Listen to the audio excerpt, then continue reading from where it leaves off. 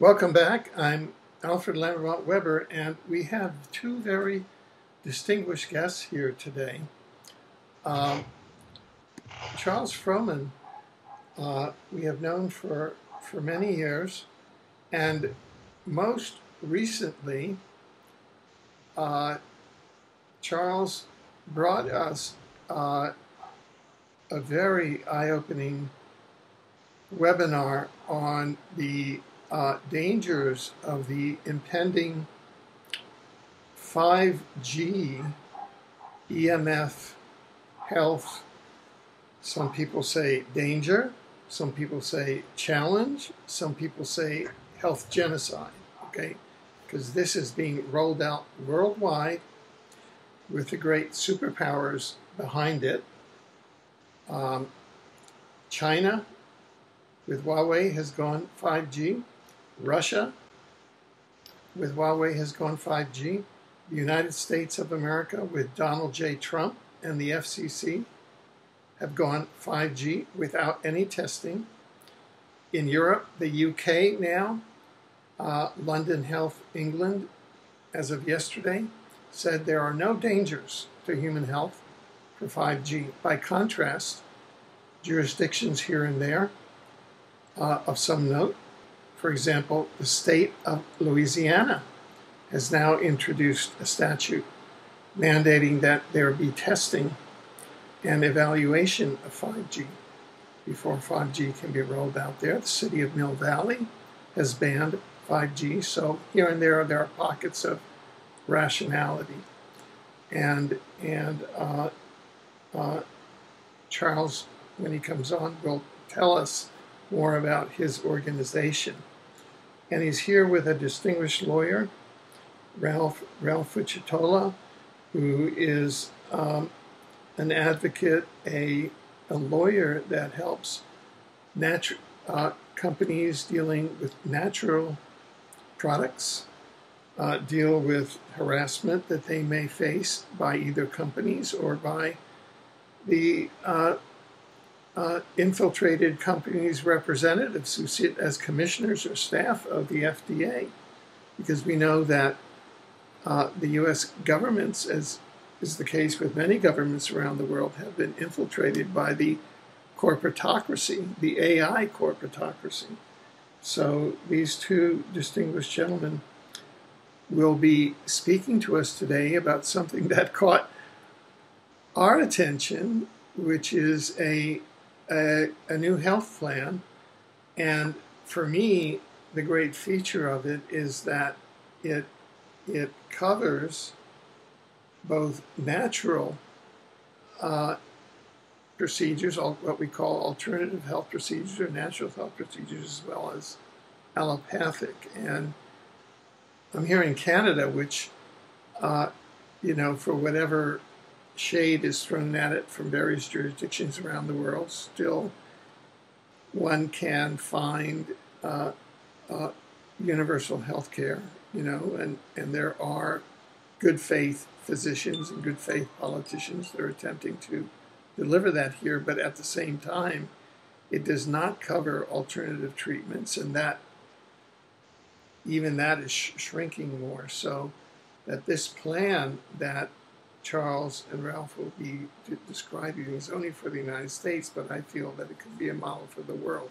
So without any further ado, I'm turning it over to Charles and to Ralph to really get into the details of this. And Ralph, please tell us more about your overall umbrella organization and about this plan, which I think is a model for what can be offered around the world, where now those of us who are multidimensionally oriented realize that alternative healthcare is really, a way out of the prison of allopathic many times. Thank you. Well, while I view myself as an advocate, I have to say I'm actually retired from practicing law. I'm happily retired. I practiced for 36 years, and I guess that was enough practice. These days, I work through my vitaminconsultancy.com website, and I work with companies around the world on meeting regulatory requirements and on presenting their ideas in ways that are safe and meaningful. I'm also president of the Institute for Health Research, which is an NGO founded in 1998. It specializes in working with people through IRBs and holistic, if you will, institutional review board. And we also have a journal where we publish things that don't get published in peer-reviewed journals. So I have a lot of involvement in this area, and I've worked with Charlie Froman for many, many years, and I've been really impressed by the system that's been set up to bring health care alternatives to Americans. You know, we were faced with the prospect of nationalized health care in the United States through Obamacare, which in typical American fashion was imposed through a penalty and a tax. Well, it was a penalty, and then the Supreme Court said it was a tax, and ultimately the mandate got repealed, and we are left with utter confusion. One of the few groups that is cutting through that confusion are Charles's group, the Health Excellence Plus. I'm very impressed by it. It brings together different aspects of paying for healthcare that legally allows people to be in compliance with the American law and at the same time have access to health savings accounts and other modalities that allow them to actually pay for some of these natural alternatives. So I want to learn more myself as I hear from what he's going to tell us today. But I approach this from the viewpoint as a health freedom advocate. I work very closely with Natural Solutions Foundation and Dr. Rima Lebo, MD, who is a fantastic advocate for health freedom as well. And, we want a healthcare system that lets us get alternatives and doesn't pay for vaccines. That's my ideal healthcare system. But anyway, I'd like to defer to Charles on the description of the several elements that come together to make Health Excellence Plus a viable reality. Charles, you really,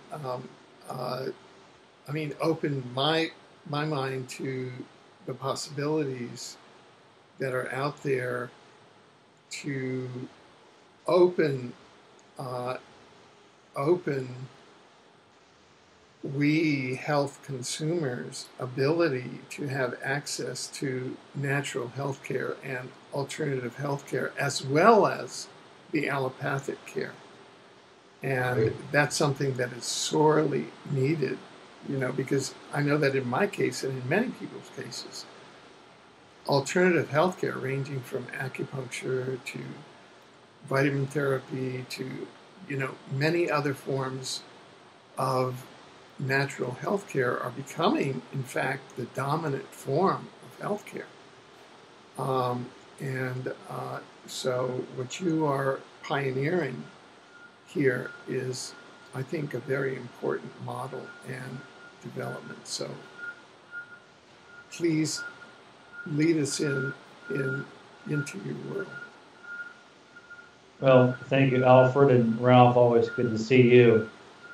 Let's first not explode the expectations here. We have a really good plan. Forbes magazine featured it as one of the best alternatives out there.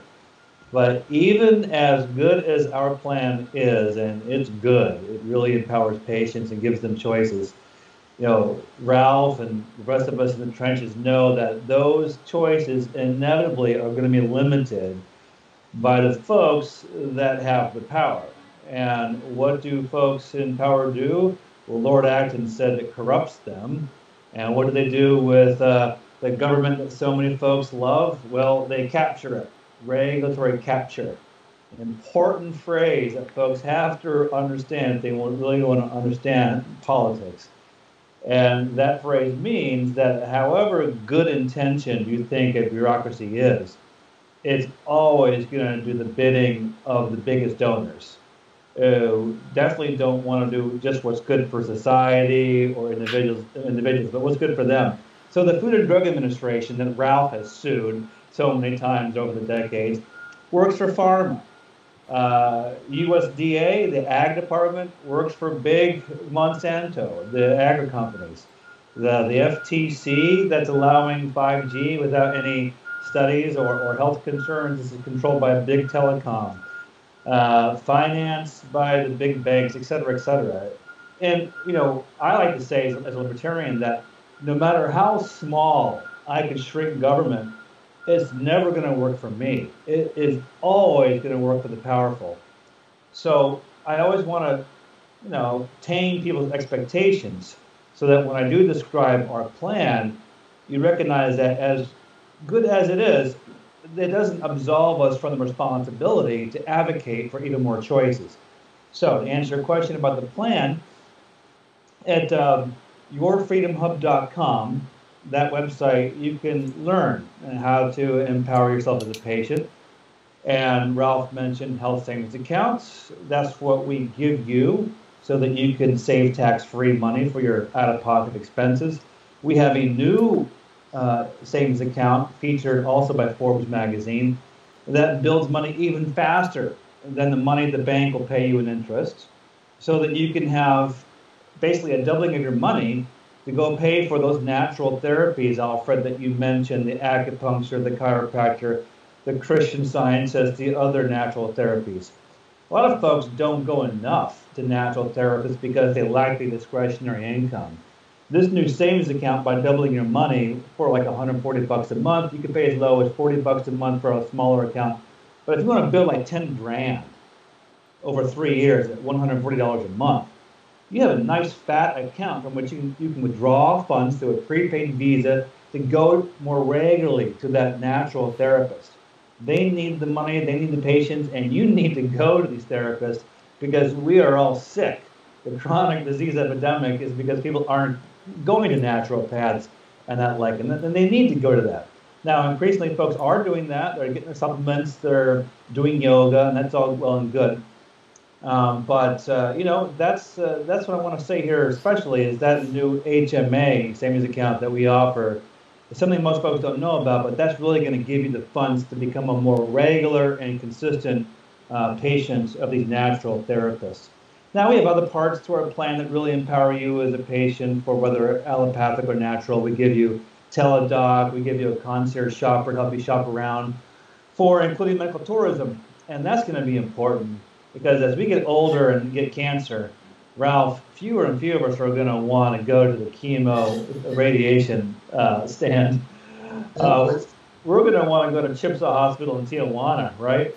Or that harassed doctor in Houston, or any number of other places around the world, Thailand, India.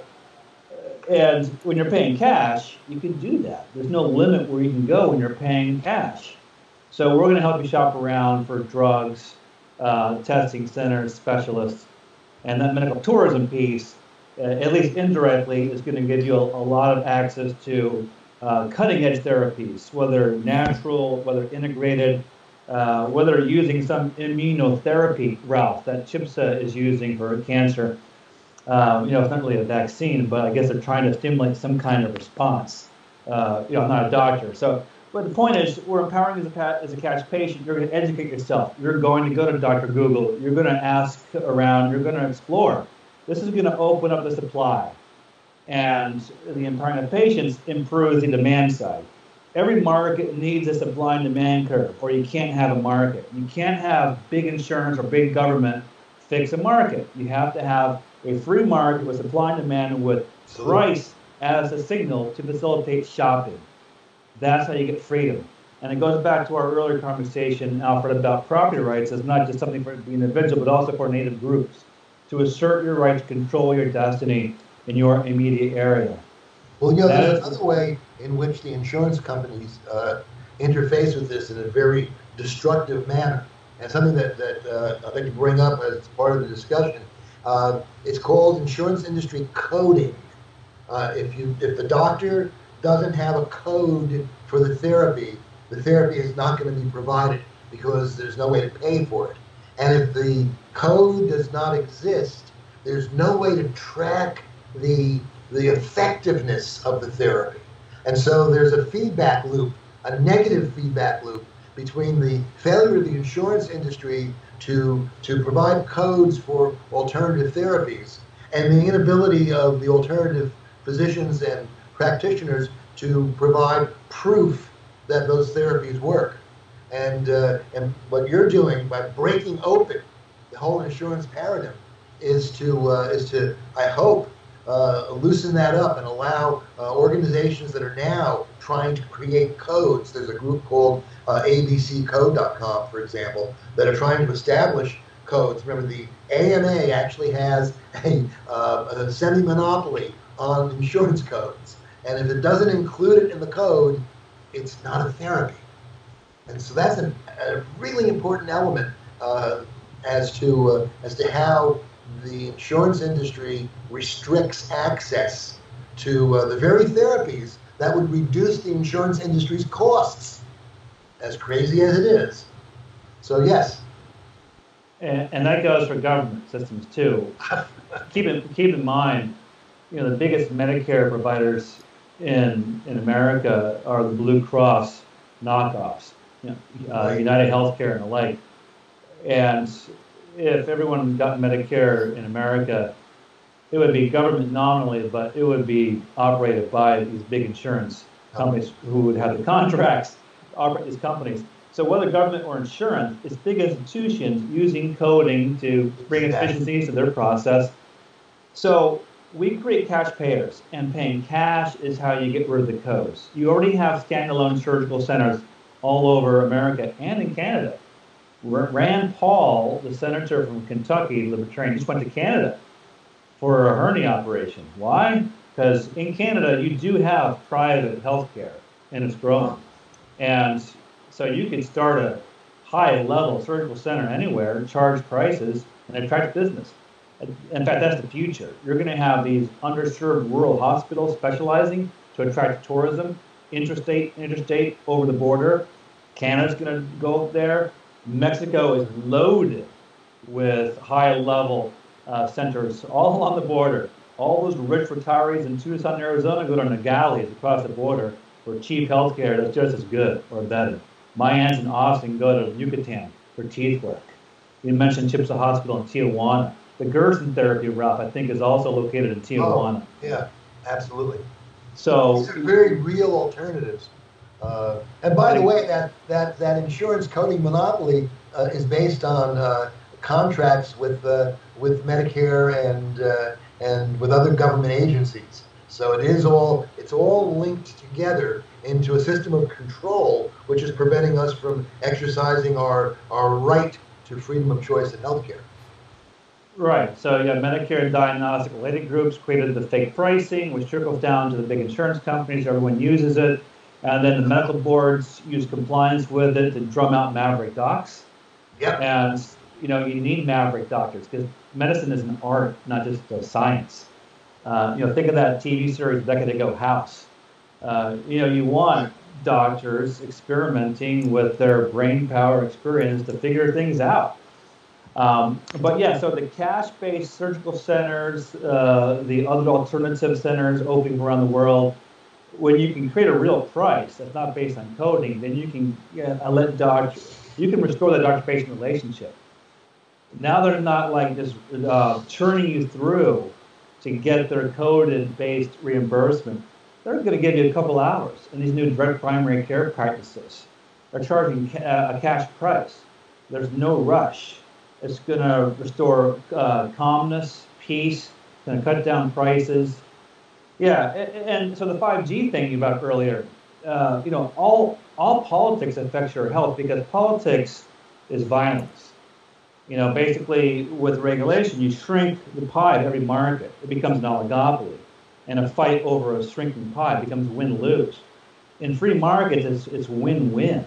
Because then no one's persecuting you for making whatever choice you want. And there's always the courts, right, Ralph, to adjudicate disputes, which are increasingly privatized through contractual alternative dispute resolution provisions. So, people need to think more openly about markets as a way to bring peace and alternatives that you want. And it's always comforting me when I talk to my fellow yogis, most of whom are progressive, when they kind of grok this idea that, you know, coercion isn't your friend. You know, you can Google liberty in the Vedas, and you can find libertarianism in the Vedas. You can find it in Lao Tzu, Taoism in China. You can find it in the Bible. What was it, Ralph? The Israelites go to Yahweh going, "We want a king," and God said, "What, are you crazy? The king is going to just tax you to death and kill your kids in the army. Right. You know, don't be an idiot. Keep your judges." So, you know, this is the most ancient philosophy of humankind. It is the natural philosophy without putting too much thought in it. You're born, you have a life, you want to make what you will of it, and healthcare is an important part of this discussion because it is such an oligarchy, it's such a cartel in every country. Because every country has government healthcare. And it's always, you know, Hayek's fatal conceit. You got some smart people overriding the decisions of millions of individuals, which, as Mises and Hayek taught us, are ineffable. You can't describe someone's preferences, and you shouldn't have to. That corners you into defending what you want to do. No, it's no one's business. Your proclivities should be ineffable and innumerable. So I've got my health savings account. I'm paying cash. I'm using a sharing company to pay the big bills, not insurance. This is how you restore freedom. This is how you get the doctors to come back to the patient as a partner instead of a bully. Ralph mentioned the vaccines. So many pediatricians now are bullies, buying into this mandate crap. You can't have mandates mixing with informed consent. That's impossible. You know, so, very truly, we are faced with the point right now where either you stand for informed consent, or you're standing in the docket at Nuremberg with the Nazi doctors. That's the choice we're faced with right now, and it is horrendous. I just posted an article on open source truth. By the way, folks, opensourcetruth.com, very important spot for you to get information from. I just posted an article there about the persecution of vaccine conscientious objectors, focusing in on what's going on in New York State in the attack on the Orthodox Jewish community there. We are seeing some very ugly developments which require people to be very forthright and very demanding of their rights. Unless you assert your right to informed consent, the right to informed consent will be deemed waived. In the waning days of the Obama administration, several executive orders were issued and several laws were passed that have very dangerous implications for our rights. One of them was called the 21st Century Cures Act, which, among other things, said curiously that in the event more than 5,000 people are involved in an experiment, a FDA-approved health experiment, written informed consents are not necessary.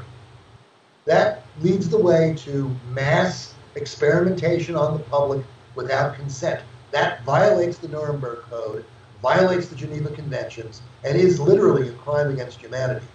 So unless you assert that right, it is going to be ignored. And we've tried to help people assert the right by creating something called the Advanced Vaccine Directive card.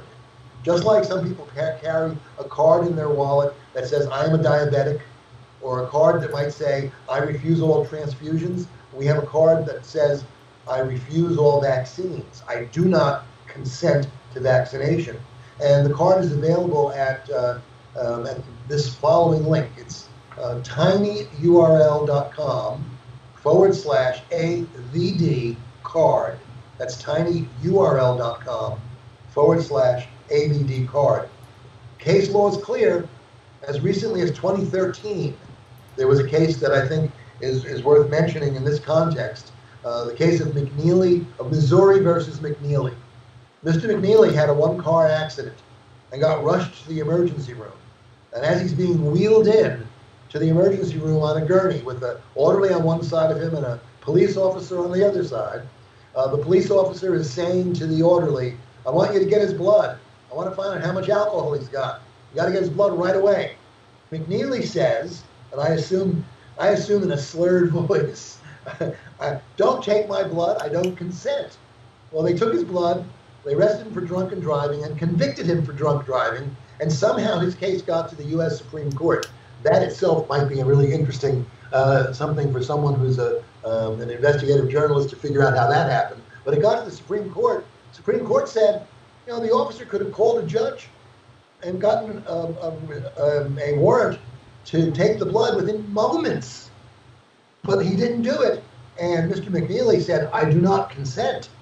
And therefore, the taking of the blood was illegal. Supreme Court said, we have never wavered from our position that you have a protected privacy interest in preventing an agent of the state from piercing the skin. Now, this wasn't a vaccine case, but I don't know if you can pierce the skin. You cannot pierce the skin to take blood out, but you can pierce it to put poisons in. I would think Supreme Court's pretty clear on the issue, you know? So that's an example of the interaction between the legal system and our right to make those free choices about healthcare. Go ahead, Charlie. I'm sure you have you were talking about, and I interrupted you, so my apologies. No, it's good to have the back and forth. And Alfred, if you have any questions, you know, insert yourself too. But I was going to say, it's not just about vaccines or natural care when it comes to one giant experiment, because I used to lobby for an allopathic pharma group regarding pain medicine, opioids. Right. The late Siobhan Reynolds with the Pain Relief Organization represented pain doctors who give lots and lots of opioids because it's kind of natural. Opioids come from the poppy plant, which for 2,000 years, going back to Egypt, has been the plant to give you the medicine for pain. And when you're in long-term searing pain and your spine isn't secreting the endorphins enough to stop your pain, you're writhing. You've got to have your opioids. And now the doctors have a big target on their back from the Drug Enforcement Administration, throwing them in a cage as kingpins if they give you enough opioids to relieve your pain. So there are millions of people out there who can't get enough opioids from the doctors and are going instead on the streets for heroin and fentanyl and are overdosing. You know, in some cases you have some stupid kids mixing opioids with alcohol and they're dying from polydrug abuse.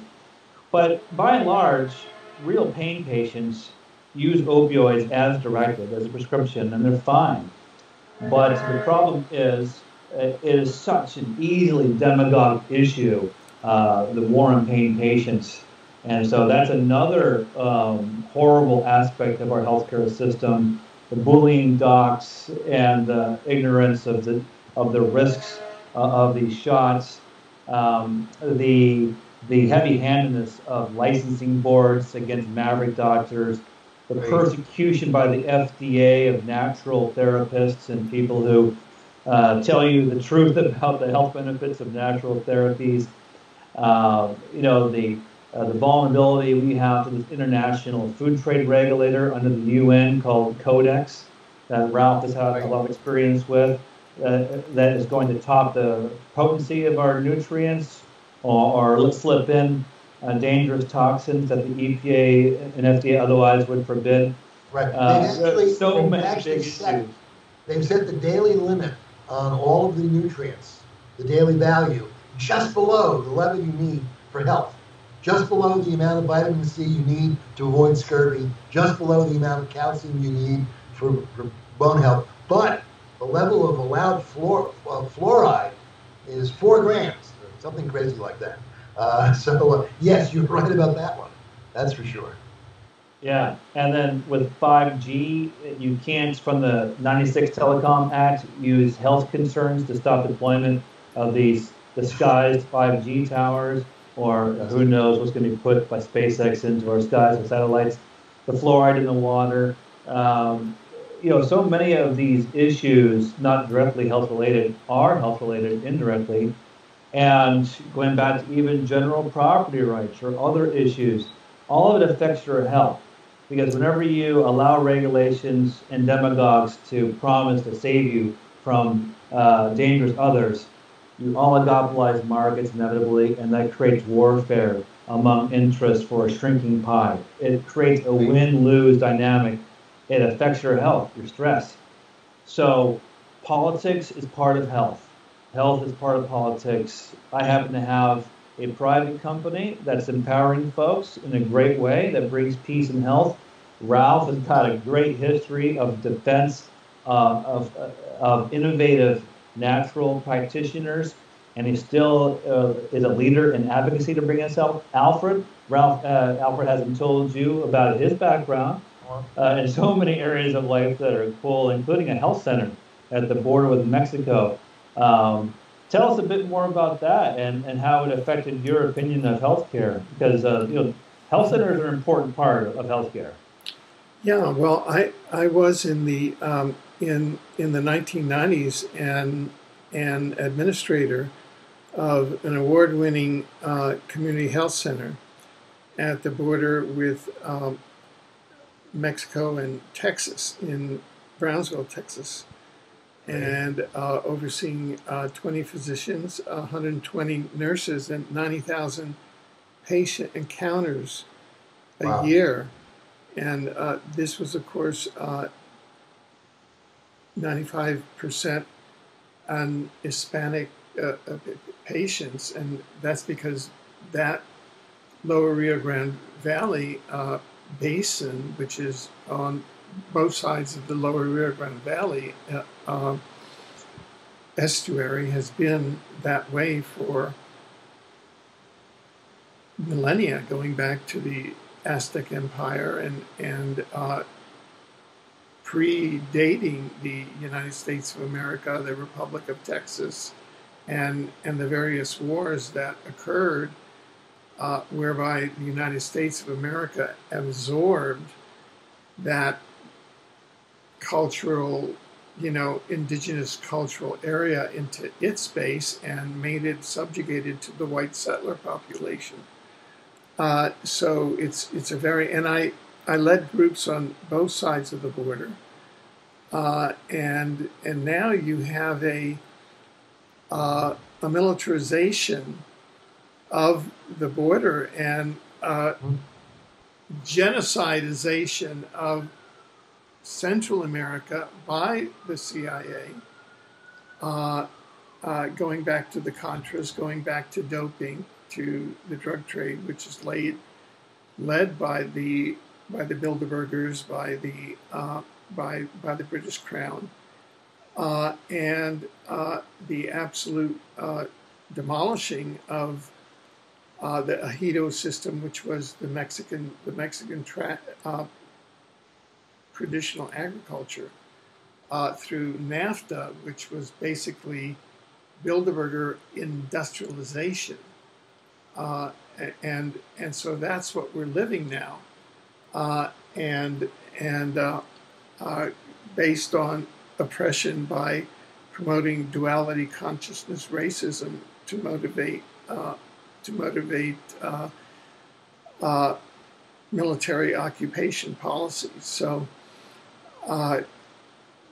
what I understand from the consciousness of the border, which the populations there have an inherent cultural memory that predates the United States. I mean, the families there go back generations, and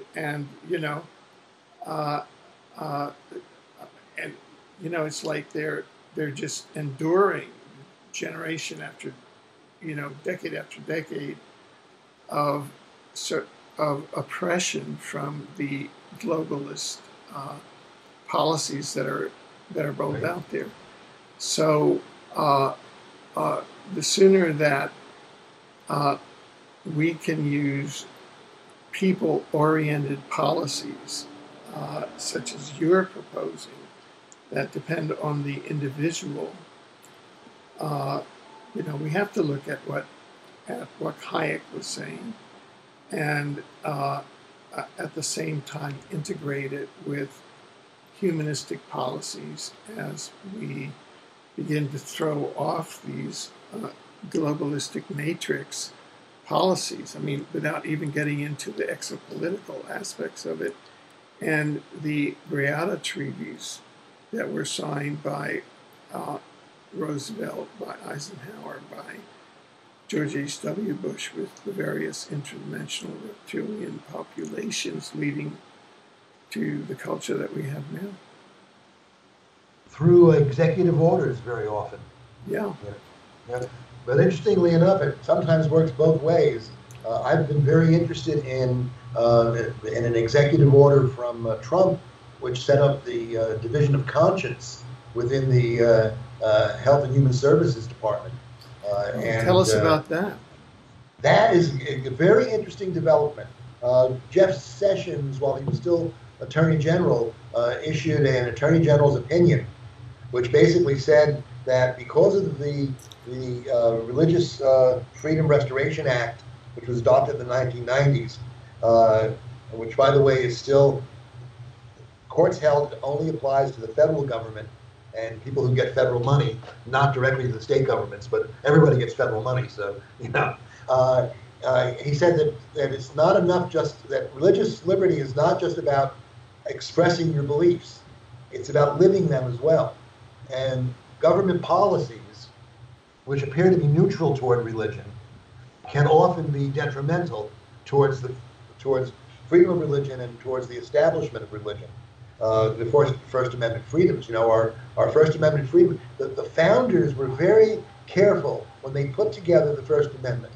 It brought together not just freedom of religion and freedom of the press and freedom of speech, but also the right to assemble and the right to petition government for redress of grievances. Together, those are our, if you will, our sovereignty rights.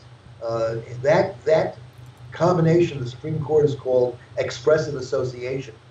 And what has happened is the law that was adopted in the mid-90s, the Religious Freedom Restoration Act, says in its preamble, as I just quoted, that actions of government that appear to be neutral to your First Amendment rights actually may not be. And if they aren't, you have a right in any court proceeding, whether you're plaintiff or defendant, to raise that issue and have the courts protect those rights. And now it's being applied not just in the area of people who have religious objections to providing certain types of healthcare services, but it's also being applied in the area of vaccination mandates and in the area of other types of healthcare mandates that are being foisted on people. So I think it's an area that's of great power.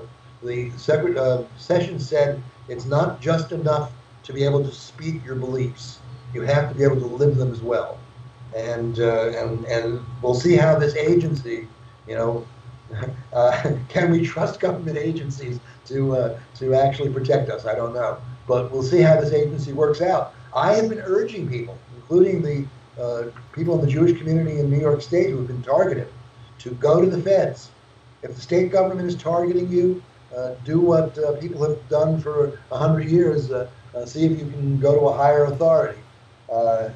And that, I think, is a very interesting development that bears watching over the next number of months. I've written about that again also at openthesourcetruth.com. Right. So, Charles, how do you see all of this evolving? I mean, you've mentioned the Native American, the indigenous American involvement in this, which I would enumerate not only the Native American communities, the Lakota and the other nations, right, that are sovereign nations, and that are now recovering their sovereignty and their access to their culture after several centuries of, I would say, much more than benign neglect, in fact, active genocide by the federal government. You know, they were being protected by the federal government, weren't they? I'm sorry? They were being protected by the federal government. The native tribes? Right, protected to almost to extinction. Yeah. you're being ironic, right? Well, yeah. I mean, the federal government spent a lot of money on the American Indian tribes. 95% of it went to federal bureaucrats. That sort of thing. Yeah. Yes, and it's only in America where we could bring justice to the native people by letting them have casinos. Yeah, yeah. And sorry, I just want to finish this, but Yeah. I actually met the vice presidential candidate of Russell Yeah. Means of Oh yes, wonderful, yeah, powerful. yeah, and I know here in Canada the First Nations, many of them have not ceded their territory through treaties to the federal government. So you have vast areas here that are still subject to competing claims by the British Crown, by the government of Canada, and by the First Nation indigenous treaties simultaneously in the U.S. I would submit that you're going to have many of the American indigenous nations reassert their rights over sovereign lands. Absolutely. And Ralph, what Alfred's getting at is before he came on, after he discussed his role working in the health center for those border area Mexicans and the whole story about losing their traditional agricultural lifestyle because of the international pressure and exploitation. I was mentioning our standard libertarian argument of property rights being a solution, and it's unfortunate that the phrase property rights has been pigeonholed, I think on purpose, to be just sort of another tool of the powerful to exploit the masses. Right. And in fact, as Russell Means touted when he was running with Ron Paul in the '88 presidential race, and later with his Lakota project, property rights is the way to restore your ownership over your area and yourself, and to protect yourself from arbitrary governments controlled by the powerful. And it's something that environmentalists in the liberty area have been talking about for the natives in the Amazon basin to protect resources from being overgrazed. And when you have a native group owning a huge swath of land, they're going to sell trees for paper. They're going to sell mining rights, but they're going to do it like any owner of property in a way that's sustainable. Because you don't want to overgraze or clear cut, because then you don't have any money-making opportunity next year. So what has happened, whether it's paper companies or Nature Conservancy or tribes, when they get a chance to really own their land and property rights, they make the resources sustainable. And people have to realize that. There's evidence behind that. Mary Ruwart talked about it in her classic Healing Our World. But what you said about the Mexican farmers, Alfred, reminded me of those communist fascists in Russia who killed all the kulak peasants, right, Ralph? Didn't all those small farmers that were killed in the famines, weren't they private farmers? And it's kind of a dynamic worldwide. You have small private farmers wiped off the map by bigger interests because they're in the way, right? And it's followed by famine. Yeah. I see property rights, as bad as that phrase sounds to some, as one of the key areas to regain your space, your peace. There are powers in the Constitution which are just recipes for crony abuse, like takings, the Fifth Amendment takings clause. There are decisions like the Kelo decision. Corporations use governments and these little tiny phrases of power to exploit the masses. So I always tell people, see government and corporations as one and the same. They're always in cahoots. It's not government or corporations. They combine to exploit you. And Well, your corporations protection are is creatures of the government. You know, it's that form of structure and organization only exists because of a grant of the corporate privilege. You know that, which is why, of course, when we talk about Yahoo and Facebook and the other censorers of our speech, they may be private companies, but they're not private actors. And we haven't learned the distinction yet between a private company and a private actor. And these companies, these creatures of the corporate state, are themselves highly tied into the NSA and the CIA through various contracts, and they really are acting under color of law. And when they censor speech, when they ban people, for example, Mike Adams, the health ranger, was just banned from Facebook for something he didn't post on Facebook, by the way.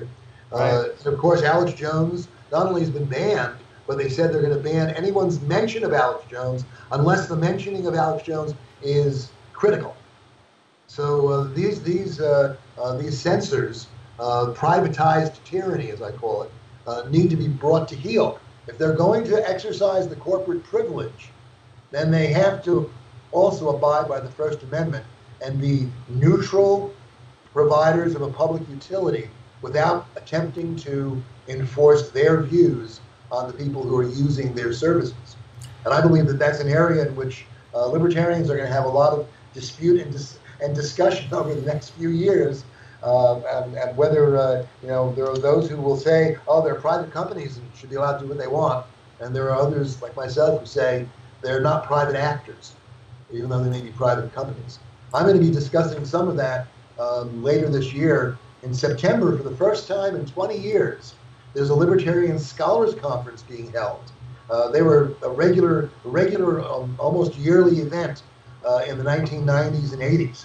And now they're being revised. And the first one is being held in New York City in September. And I've been asked to present a paper on informed consent, which is a key element that fits into all the rest of this. Because, of course, by censoring our speech, by censoring what we can tell people about natural means to healing, for example, they are preventing us from getting the informed part of informed consent. Yeah. Could I jump in here? And of course, and I have a number of directions I'd like to ask you about, but this conversation, I think, is extremely important because of the issues that you just raised, because it does seem to me that what you just mentioned, that we have these tech giants and the telecommunications companies, Right. which are also tech giants, that are suddenly, in a way, implementing what we've called the transhumanist agenda. And that is, Right. in a way, moving toward the extinction of what we call Homo sapiens, or the human race. Yep. Because the First Amendment really is protecting what we acknowledge to be human, and that is that our divine soul, our divine opinion, our sovereign humanity, because it protects our relationship to our what we conceive of our spiritual creator, and also what we conceive of as our biological and social health and integrity. And so the issues that you raised today in terms of the health plans, but also in terms of the First Amendment protections vis-a-vis these tech giants, and I really appreciate the distinctions that you've just made, and also the 5G issues. It seems that this is the most crucial issue facing not only Americans but the world, because we're looking at human extinction here, or human hybridization into an AI hybrid race. Right. And so it seems that the issue of policymaking embodying these, shall we call it, libertarian principles, etc. Who is going to be the 2020 presidential candidate of the Libertarian Party who's going to win the presidency and turn this all around, okay? And really keep the fire going. Who are going to be the libertarian mayors? Who are going to be the libertarian city council people?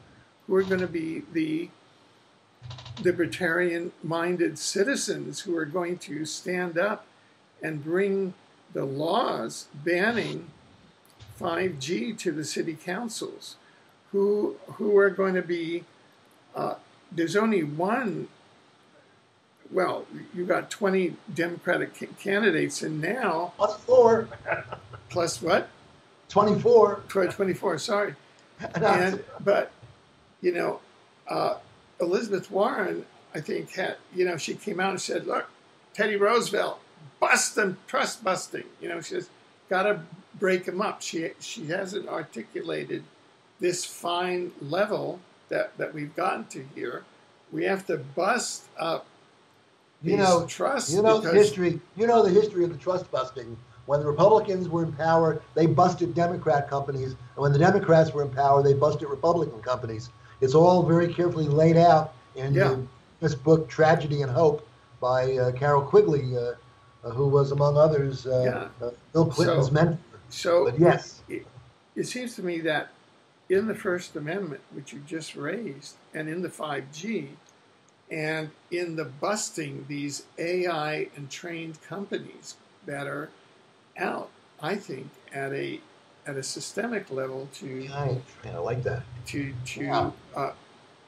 roll out the transhumanist agenda and robotize humanity, which is what they're doing in allopathic care at the Medicare level, right?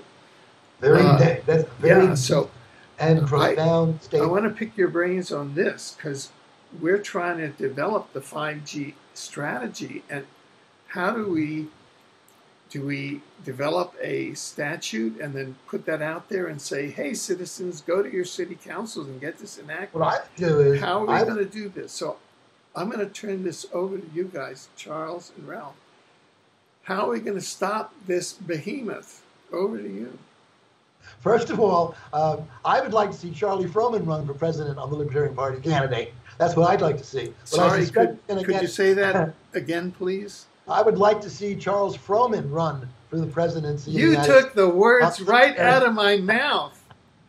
But also, Charles Froman has that. That's probably going to be just Charles Froman, will you run for the presidency in 2020 as the Libertarian candidate?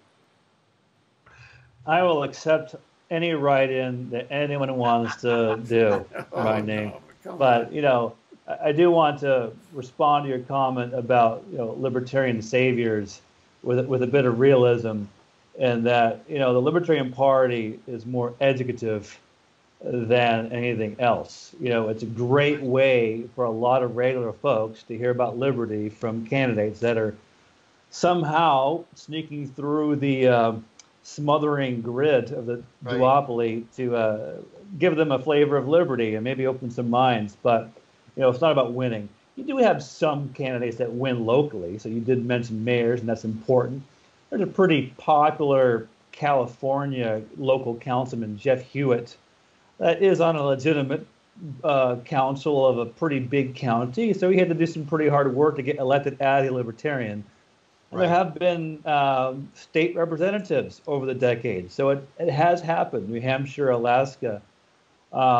But that's the extent of it. You got to have sort of a Rand Paul running as a libertarian in the GOP to do some damage in a good way. Even with Trump, Ralph and I would defend Trump in some ways, in that, behind the scenes, some people we know in the administration, he's doing some damage with some pseudo hints that he'll do an oversight board over corrupt science at the CDC, or this conscience regulation that Ralph mentioned that now exists in law at the HHS department to restore and elevate your ability to use religion to protect yourself from coercion.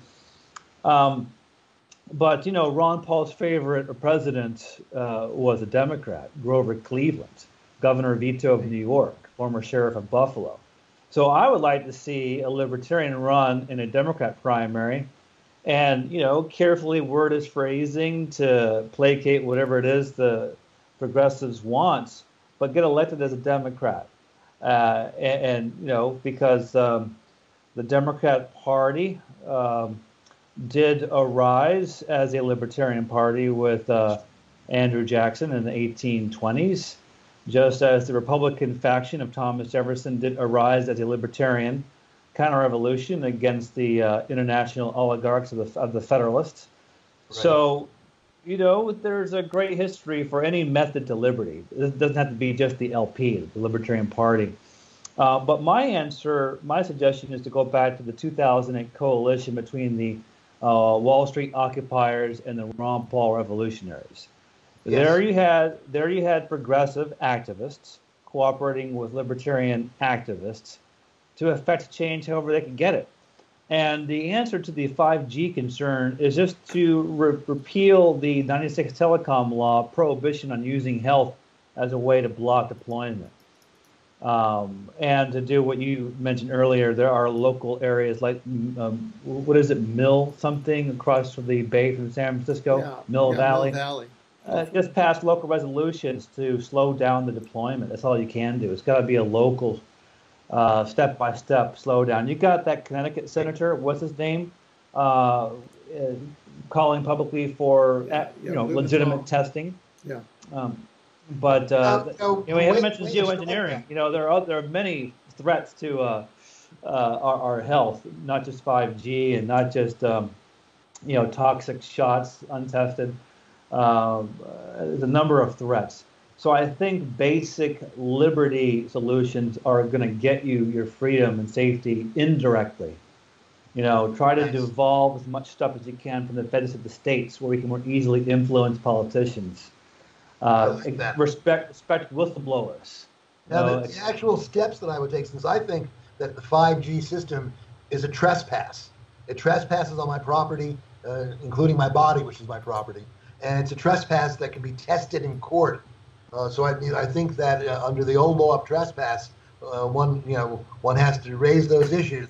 Although the courts have never been willing to actually say that electromagnetic trespass is an assault, except in a very few cases where someone was like, beaming microwaves at you. I think it could be broadened. But the more direct thing would be, the very first step, Alfred, is someone has to file a formal petition with the FDA at regulations.gov calling for FDA oversight under the rules that give them oversight over medical devices or devices that have medical effect.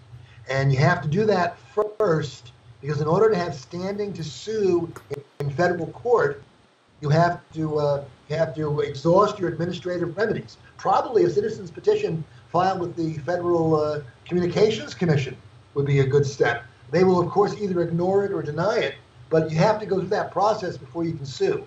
It's called exhausting administrative remedies. And we've done that, by the way, in the vaccine issue. Back in March, we filed a citizen's petition calling upon the FDA to suspend all vaccine drug approvals as illegal on the basis of that extraordinary case that Robert F. Kennedy Jr. Won last year. Last July, he made a Freedom of Information Act request to HHS asking for copies of the vaccine safety reports that the 1986 Childhood Vaccine Safety Act required on an annual basis. And then they hemmed and hawed, and then he filed a lawsuit to support it. And then they finally sent him a letter saying, we have diligently searched our records and we can find no such reports. So Kennedy, being a smart lawyer, took that letter and put it into a stipulation of dismissal of his Freedom of Information Act request. And so now there's a public record of the HHS saying that FDA has failed to issue a single one of the 30 annual reports that were required. And so we've asked the FDA to suspend all those approvals until they obey the law. We have to do that before we can sue. Wow. Is there, to your knowledge, who would you say nationally in the U.S. is really leading the issue in a way to stop 5G, or is that not? Is it really sort of a community that's doing it? I've seen a lot of stuff on Facebook about 5G. I don't see any organization that's come out as a leading organization at this point. Yeah, there is, Ralph. I mean, tell me about it. I think you start with the overall progressive libertarian coalition right. that we started in 2008 around the Occupy Wall Street movement, and then you bring in the subgroups that are focused on the issue. So for 5G, the group is the Environmental Health Trust, Theodore Scorado, who was one of our guests on the Freedom Hub Working Group a while ago. And the same with every other issue with vaccines. You have the famed scion of the Kennedy family, Robert F. Kennedy Jr., very progressive, and goes to the geoengineering issue, the fluoride issue, and every other issue. And you have to get everyone attending the same conference and just being open-minded to other issues. That your issue isn't the only one. The 5G is not the only issue. Right. It's just a symptom of the control the cronies have over government. They simply got a law passed, and you can't use health to block deployment. Right. It was a power play. And why they do it? Because they could. Why wouldn't you? If you had millions to earn, why wouldn't you screw over the populace to make some money? That's what power does. It corrupts you. So it's about power and everything else. And so you have to do the hard work of coalition building. I understand what I understand what you're saying. Now, let me just follow up with this question. I got into the 5G issue because I was invited onto a panel, and to be on the panel, I did some research and I produced a 20-minute presentation and video. And as part of that, I went onto a website called deagle.com, and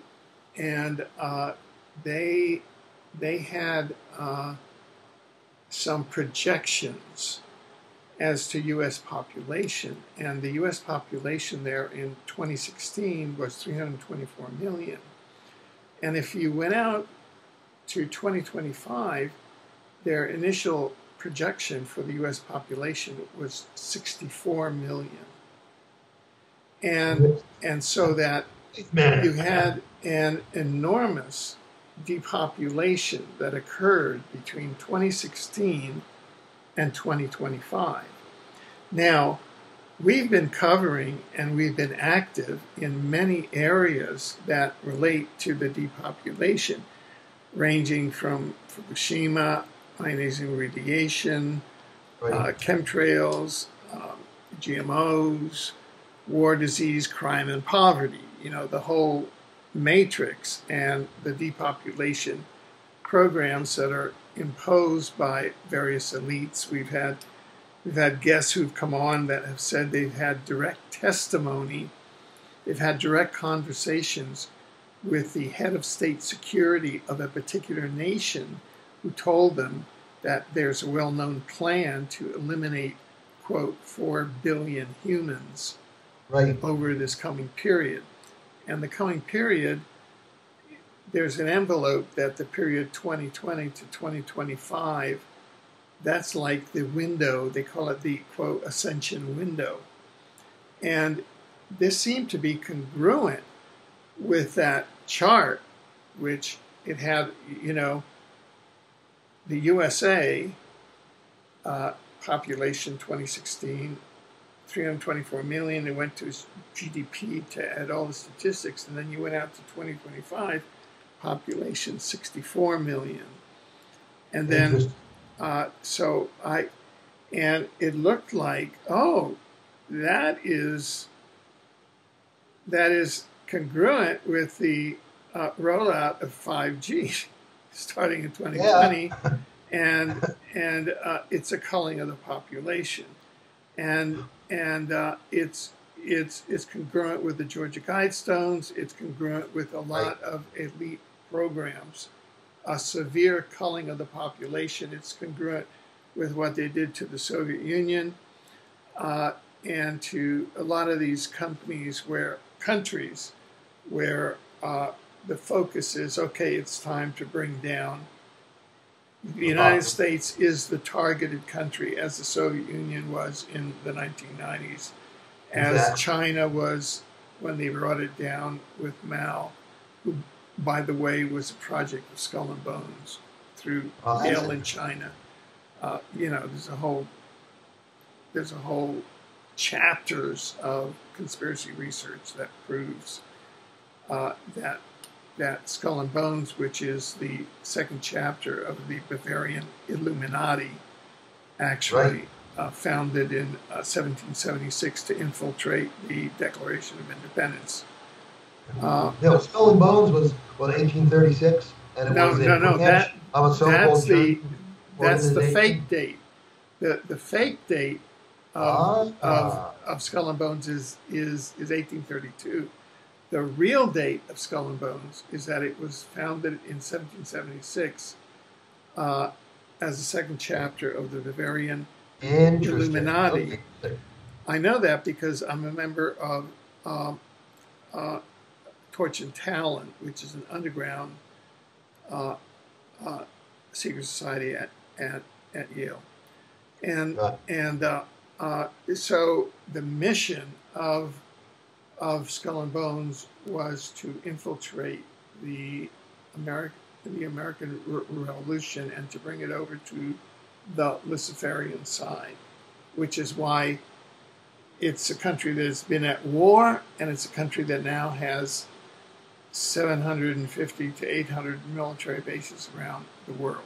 It's the proconsul of the Dracos, basically. The whole idea of the great culling is one that needs to be addressed. That phrase, the great culling, was first, I think, used by Dr. Rima Lebo in the early part of the 21st century. She tells the story that in 2002, she was treating a hereditary head of state in Europe. She won't tell us who it is because it's a patient. The patients have privacy. But this female royal was being treated by her, and they were having a discussion. And the woman said to her, my dear, it's almost time for the great culling to begin. And Rima, of course, her ears picked up when she heard that. She doesn't like being called my dear, so that really got her annoyed. But then she said, what do you mean? And the woman said, culling, C-U-L-L-I-N-G. And Rima said, well, I know what the word is. What do you mean? And she said, when all the useless eaters have to go. And she said, well, how many are these useless eaters? And the woman said, 90% of the population. We don't need them anymore. We're heading in the... And so Rima said, I said to the woman, your family's made a lot of money selling lots of stuff to billions of people. How are you going to keep your wealth if they're gone? And she said, oh, you don't understand. We don't need them anymore. We only need 500 million people to maintain the technology for us. We don't need them anymore, so they have to go. And as Rima said, she said, this woman was totally insane, or I was being given an insight into something very important. And of course, it was insight into exactly what you're talking about. Yeah. Before he passed on, Dr. Rima's husband, Major General Bert Stubblebine, former head of U.S. Army Intelligence, the highest-ranking member of the U.S. military to join the Oath Keepers, and also to come out and tell people that 9/11 was an inside job. But before Bert passed on, he wrote a series of essays and articles at Dr. Rima, truthreports.com, where he talked about the tipping point had been reached and the American population was beginning to collapse. And the truth is, but for immigration, the collapse will be very noticeable right now. And he showed from statistics that exactly what happened to Russian males in the 1980s and 90s, which was a population collapse, was beginning to happen to Americans. White American males were becoming more and more susceptible to early death. And we now know, it was just announced a few months ago, if you were born before 1989, you have about a 17% chance of a chronic life-ending disease. If you're born after 1989, you have a 55% or 57% chance of having such a disease. So the tipping point has been reached. The baby boomer generation is living about as long as their parents, the greatest generation, but the generations after the baby boomers are having shorter and shorter and shorter lifespans. So you're absolutely correct. Statistically, the great culling has begun. And unless you take care of your health and listen to Charlie about how to pay for that, you're going to become one of those statistics. What did Stalin say? Kill a man and it's murder, kill a million and it's a statistic. And that's what we're seeing. We're seeing the statistics of death.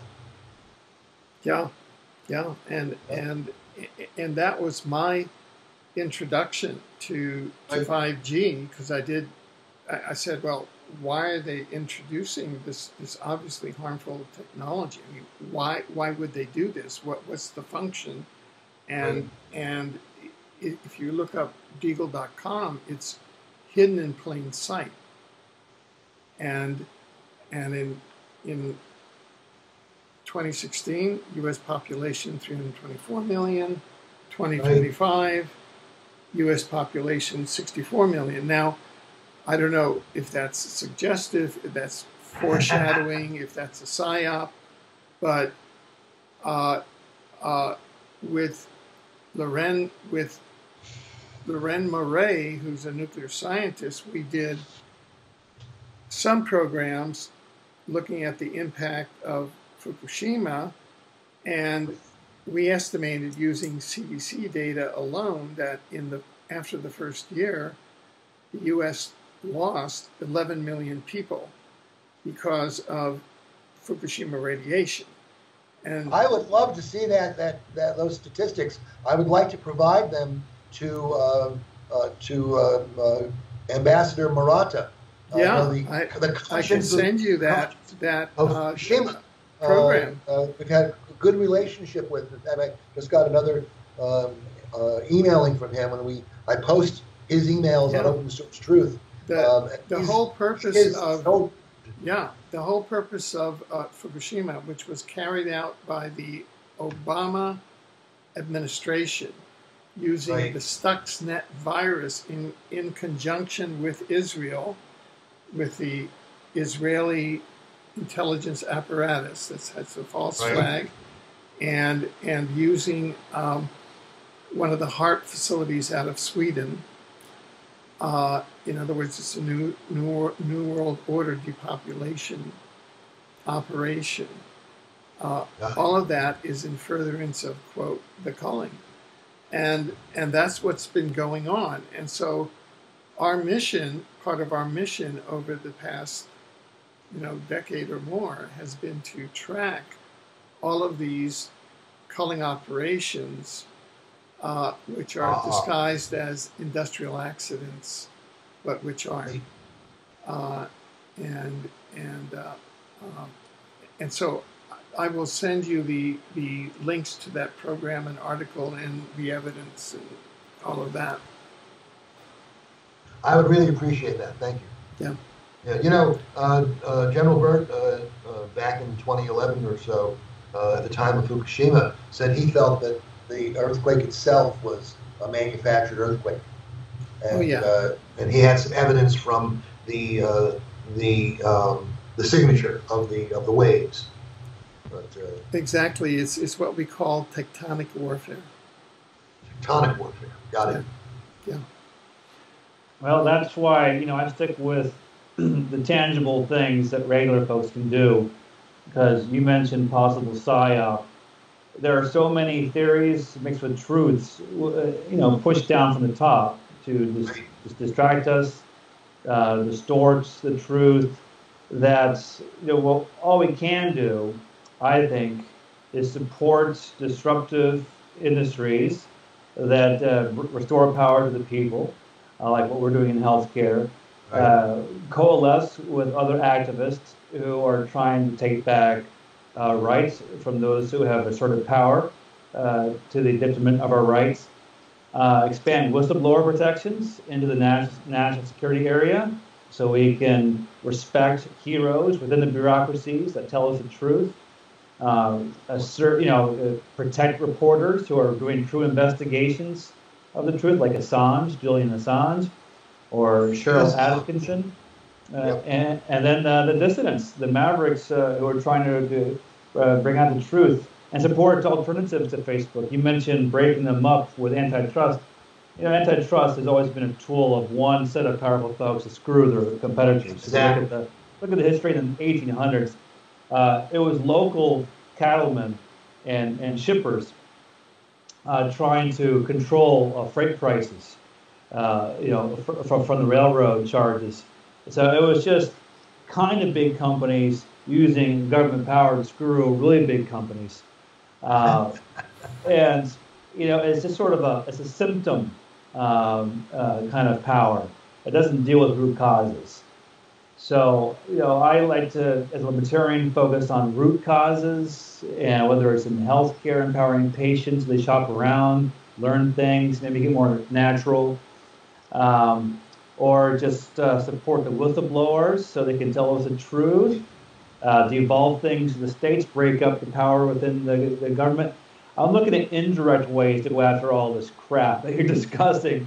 Well, it's interesting and some of it's true, but I'm more focused on the pedestrian activism that we can do, as well as commercial things to empower people. One thing people can do is not patronize YouTube and Facebook and that sort of thing. There's an alternative to Facebook. It's called Minds, MINDS.com. It is a blockchain-friendly, uncensored platform that you can join, and it works very similarly to Facebook. So Minds is one alternative, and there's an alternative to YouTube called Brighteon, BRIGHTEON, Brighteon, which I believe was founded by Mike Adams. These two platforms are ones that should be that people should patronize and support. And they will give us the alternatives we need to be able to communicate, even if the crony corporate media get away with censoring speech. Another one is Yamba, YAMBA.